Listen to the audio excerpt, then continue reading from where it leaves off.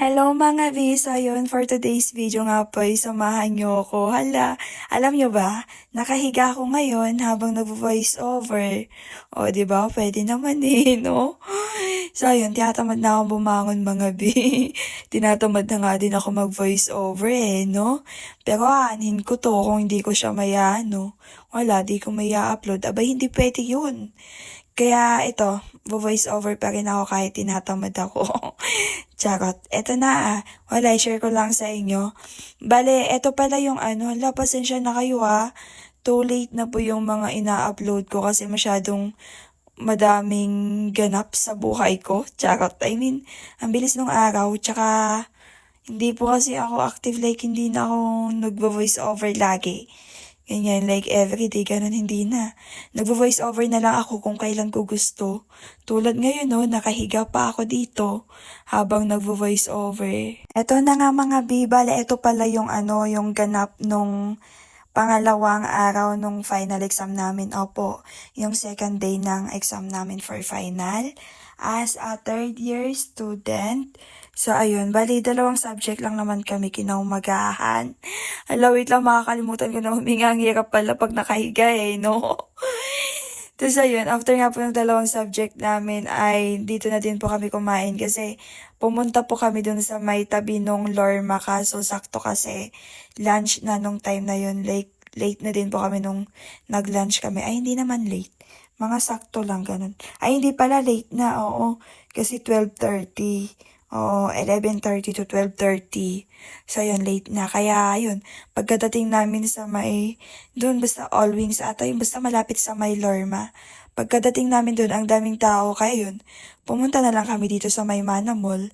At pagkatapos nga po namin kumain, ayan, napabili na din po muna ako dito ng headset ko. Nang sa ganun ay meron pa ako magamit.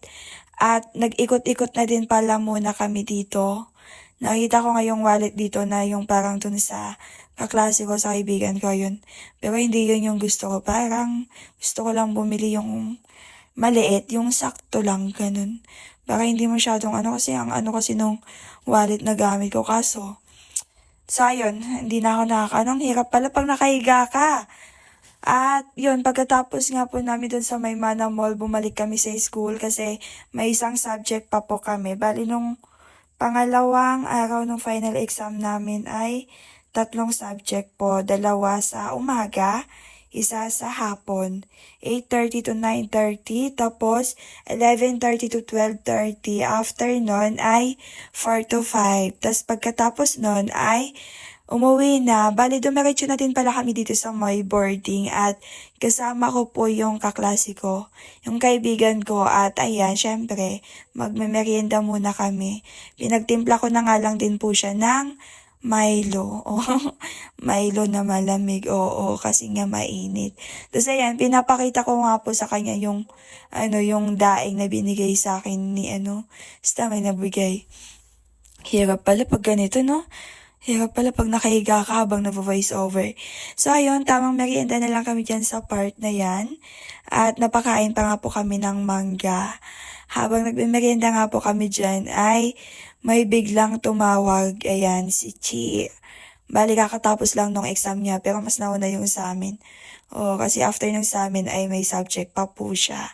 Kami ay wala na. Kaya pumunta kami dito sa boarding. Bali sumunod na lang din pala siya dito at pagkatapos nun, ayun, ginabi na nga din sila sa boarding At ginabi na din kami sa paglabas. Akala ko nga kung saan kami pupunta. Hala, pangit ang pag-voice over ko. Wait nga. May ubo po kasi ako ngayon mga bito. So yun, nakahiga pa ako dito habang nag-voice over. At ayun na nga, bali napasakay na din kami ng jeep. Paabot. Paabot po. Kaya paabot po. Habang nagvo-voice over nga po ako dito, ngayon ko lang napansin, ang cute pala ni kuya. So ngayon, kukuha ako ng mga chocolate pasalubong sa aking kapatid. Iisa-isahin ko lahat ng flavor. Sa taas pa! Yan, kuha tayo ng paki. Wow, sana all. Yung bababa, te. Yung bababa. Yung bababa. Gusto gusto gawin na. Hindi ko naman kasi babalik eh. No, utik. Hindi naman ako ganun. Yung for the content lang. Di ah. Wala ka Lagi ni Siomay. Kukuha nga sana ako kaso kinabukasan neto. Last day na namin. Alam mo yung dami-dami mong kinukuha. Pero wala ka namang pera. I mean, wala kang dalang pambayad. Ganun. Kuha pa more. Unang lalo nagdadukwartak nga dala. Utang! Tapos utang. Siya kagbayan. Pagdaday sa Lakas makakuha. Utang naman yung pambayad eh, no? Alam nyo kasi 200 lang yung dala ko kasi hindi ko talaga in-expect na dito kami dediretso, na dito kami pupunta. Kasi iba yung inaakala ko. Apay na kasi 0.5! Sige nga. Sige, kuha ka na. Kaso bigla mong naalala na nagbabago ka na pala. Hindi, ayoko. Ikaw, gusto mo? Ayoko na. Ayoko na talaga mga bi kasi tignan nyo naman yung hawak ng mga kasama ko. 1, 2, 3 lang samantalang yung akin. Ang dami, wala pa man din akong dala. Hiram lang. Give me the 1K. 1K.